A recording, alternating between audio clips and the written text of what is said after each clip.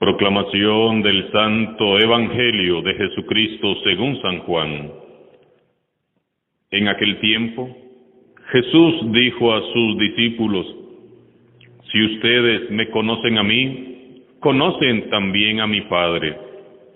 Ya desde ahora lo conocen y lo han visto. Le dijo Felipe: Señor, muéstranos al Padre y eso nos basta. Jesús le replicó: Felipe, ¿tanto tiempo hace que estoy con ustedes y todavía no me conoces? Quien me ha visto a mí, ha visto al Padre. Entonces, ¿por qué me dices, muéstranos al Padre? ¿O no crees que yo estoy en el Padre y que el Padre está en mí? Las palabras que yo les digo, no las digo por mi propia cuenta. Es el Padre que permanece en mí quien hace las obras. Créanme, yo estoy en el Padre y el Padre está en mí. Si no me dan fe a mí, créanlo por las obras. Yo les aseguro, el que crea en mí hará las obras que hago yo y las hará aún mayores, porque yo me voy al Padre. Y cualquier cosa que pidan en mi nombre, yo la haré para que el Padre sea glorificado en el Hijo. Yo haré cualquier cosa que me pidan en mi nombre. Palabra del Señor.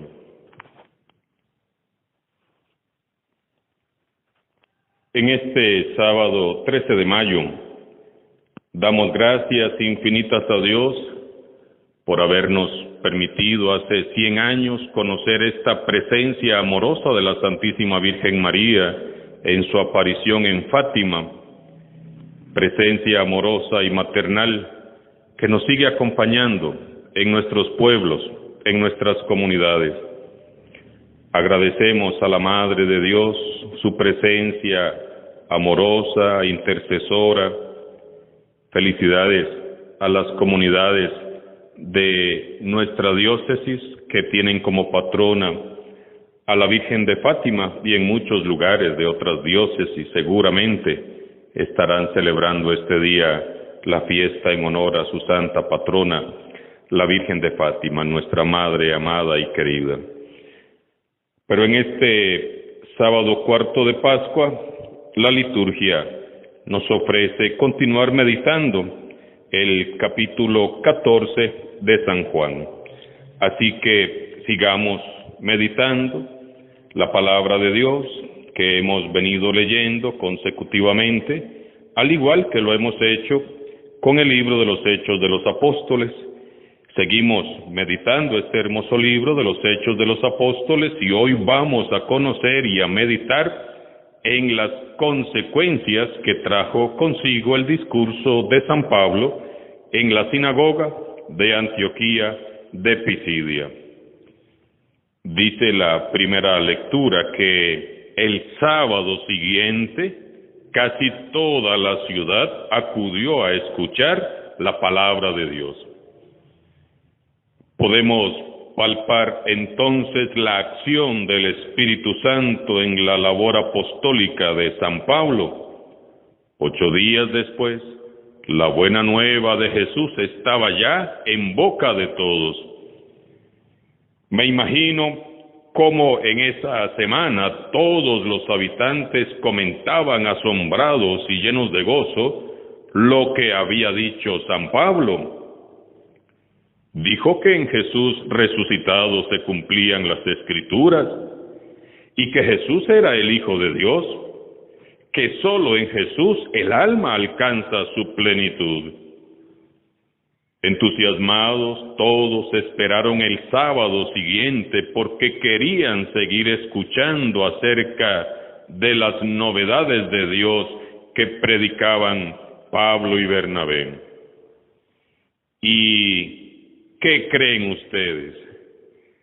Al ver los judíos semejante concurrencia, se llenaron de envidia y contradecían con blasfemias y palabras injuriosas a Pablo. Sencillamente increíble. Vean cómo ataca de rápido la envidia en cuanto comienza a brillar la virtud. Es terrible la envidia. Es un veneno letal que envenena el alma. Ante las blasfemias y palabras injuriosas, Pablo y Bernabé dijeron con valentía: la palabra de Dios debía de ser predicada primero a ustedes, pero como la rechazan y no se juzgan dignos de la vida eterna, nos dirigiremos a los paganos. Así nos lo ha ordenado el Señor. Al enterarse de esto, los paganos se regocijaron grandemente y glorificaban la palabra de Dios y abrazaron la fe. Y la palabra de Dios se iba propagando por toda la región. Entonces los judíos, muertos de envidia, se fueron a buscar a las mujeres piadosas de la alta sociedad y a los ciudadanos principales, y envenenándolos, provocaron una persecución contra Pablo y Bernabé hasta expulsarlos de su territorio. ¡Qué terrible! Pobres señoras devotas, pobres ciudadanos distinguidos, solo fueron unos pobres títeres usados por el mal en contra de Pablo y Bernabé. Cuando todo parecía ir viento en popa en Antioquía, surge la envidia como una serpiente venenosa que se enrosca en los corazones y hunde sus colmillos, envenenando a los líderes, que a su vez van y envenenan a las mujeres piadosas, entre comillas, que por lo que hicieron no se ve que eran tan piadosas, y a los ciudadanos distinguidos de la supuesta alta sociedad, que por lo que hicieron también quedaron muy por debajo, generando la división, la persecución y el aparente fracaso de la obra evangelizadora de San Pablo. Hermanos y hermanas, les ruego, nunca usemos ni el poder, ni el dinero, ni el prestigio social y el estatus moral para desprestigiar, deshonrar y desacreditar a otros más sencillos y humildes.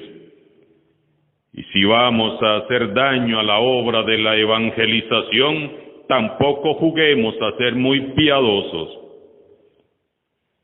Mucho cuidado con esas actitudes egoístas que nos convierten en enemigos de Dios, en adversarios de Jesús y contrincantes de su evangelio.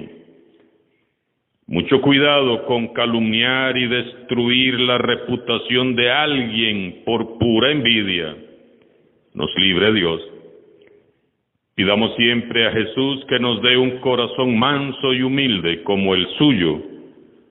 Solo con un corazón como el suyo es que somos capaces de amar y hacer siempre el bien. Como consecuencia de esta persecución desatada en su contra, Pablo y Bernabé se marchan a evangelizar otros pueblos paganos. Y ocurre entonces un viraje decisivo en la historia de la Iglesia. De la persecución nace la expansión de la buena nueva de Jesús. Ciertamente, el pueblo de Israel era el elegido, es verdad, pero el pueblo no podía monopolizar la salvación de Dios. El Evangelio tenía que extenderse a todos los pueblos. Esto ya estaba previsto por Dios y así había sido anunciado por los profetas. Es el mandato de Jesús: vayan a todas las naciones. La fe en Jesús no es un privilegio reservado para unos cuantos, sino un don para compartir con todos. Meditemos en este día. ¿Cuál es mi actitud ante los esfuerzos del Papa Francisco y de la Iglesia para dirigirse cada vez más a los alejados? Me entusiasma la idea de ir a proclamar el Evangelio a las periferias, a los pobres y despreciados, a los marginados de esta sociedad. ¿O prefiero mantener mi fe en el confort y la comodidad del templo y en mis reuniones semanales? ¿Mi fe es un don de Dios, un regalo para el mundo? ¿O es un privilegio que tengo reservado para unos cuantos? Pablo y Bernabé se sacudieron el polvo de sus sandalias como señal de protesta y se marcharon a Iconio. Ellos hacen lo que les había dicho Jesús. No llevarán el polvo de Antioquía pegado en sus sandalias, es decir, dejarán atrás lo sucio, lo sucedido.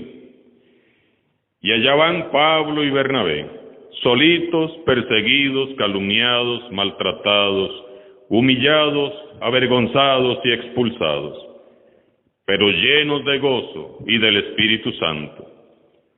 Así vive un cristiano auténtico. Todo lo vive en el gozo, la paz y la alegría del Espíritu Santo, todo, hasta la persecución y el destierro, no en la amargura y el resentimiento, sino en la alegría del Evangelio. En el texto del Evangelio que escuchamos hoy, la petición del apóstol Felipe, Señor, muéstranos al Padre, ofrece a Jesús la ocasión propicia para revelarnos su identidad íntima, su íntima unidad con el Padre. Prestemos atención. Si me conocen a mí, también conocen a mi Padre. Quien me ha visto a mí, ha visto también al Padre. Quien ve a Cristo, ve al Padre Celestial. Jesús nos ha revelado el rostro misericordioso de Dios. Mirar a Cristo es mirar a Dios Padre. ¿Y cómo podemos ver a Jesús? Leyendo el Evangelio. Ahí podemos mirar y escuchar a Jesús. Es el Padre que permanece en mí quien hace las obras. El Padre habla y actúa en Cristo. Y si sus discípulos somos fieles extensión de Jesús, Dios Padre también hablará y actuará por medio de nosotros. Yo les aseguro, el que crea en mí hará las cosas que yo hago y las hará aún mayores. Los discípulos de Jesús que actúen en su nombre harán cosas mayores aún. ¡Qué hermosa promesa esta!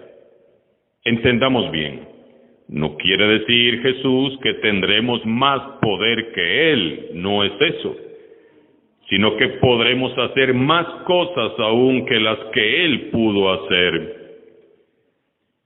Si Jesús en 3 años hizo cosas tan maravillosas y extraordinarias, ¿cuántas más podríamos hacer nosotros que tenemos más tiempo sirviendo al Señor?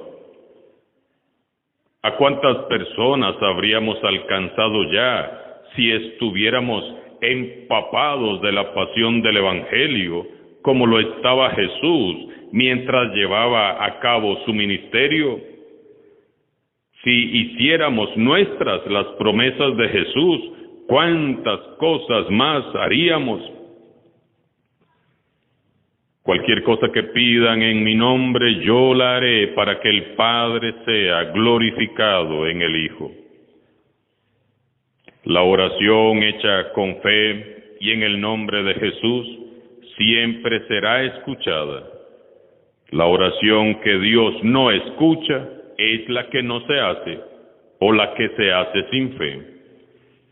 Quizás Dios no atienda nuestras oraciones como esperamos, pero no es porque no nos ama, ni es porque no nos escucha, sino porque Dios es un Padre amoroso que sabe darnos solo cosas buenas en el momento oportuno.